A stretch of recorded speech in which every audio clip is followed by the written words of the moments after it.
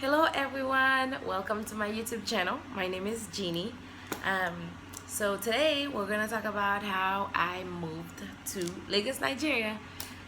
So we moved to Nigeria because God shared with my husband about 6 years ago that he needed to be in Africa. He doesn't know for how long, but that he just needed to go to Africa for mission work to preach the gospel. Now, it wasn't until a couple of years ago that my husband prayed and fasted, and God was able to share with him that it has to be Nigeria.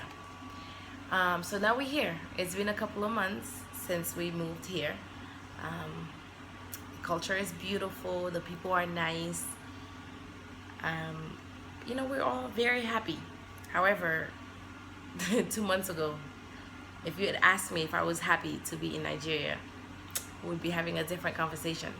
But now that I came back to myself, that God reminded me that he wanted me to be here for him, not for myself. Not to be selfish, but to be in his will.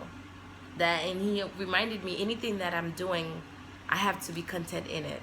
I can't, especially if he's called me to do something, I can't be like, oh, I'm doing God's will, but unhappy. Because there's no reward in that.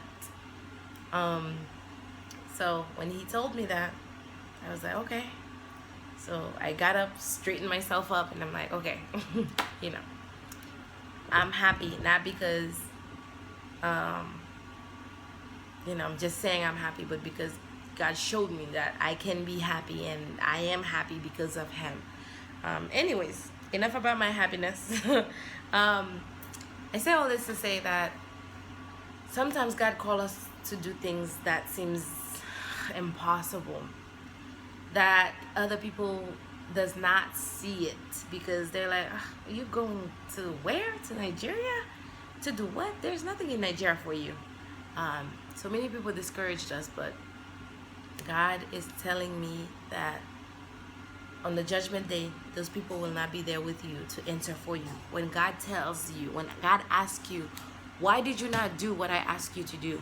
You can't look to your left and to your right and be like, well, my mother told me not to, or my father told me not to, or my siblings or spouse.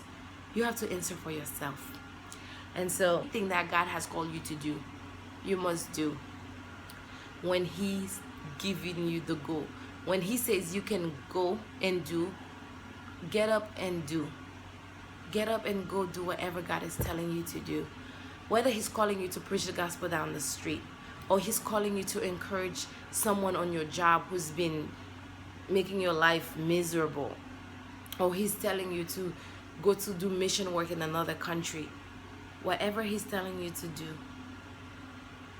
now is the time to get up and do.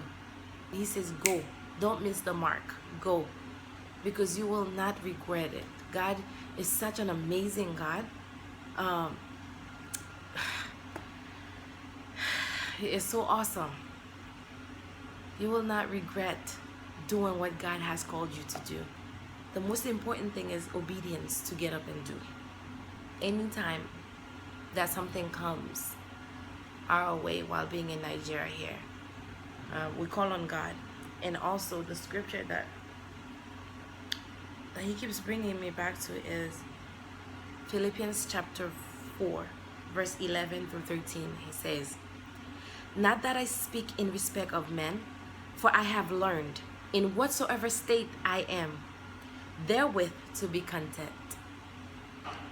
I know both how to be abased, and I know how to abound. Everywhere in all things I am instructed both to be full and hungry, both to abound and to suffer need. And of course, Philippians 4:13 says, I can do all things through Christ who strengthened me. So if he's calling you to do something, that's because he has already given you the strength to do it. So don't listen to your neighbors or anyone who's telling you, I don't think you should do this, I don't think you should do that.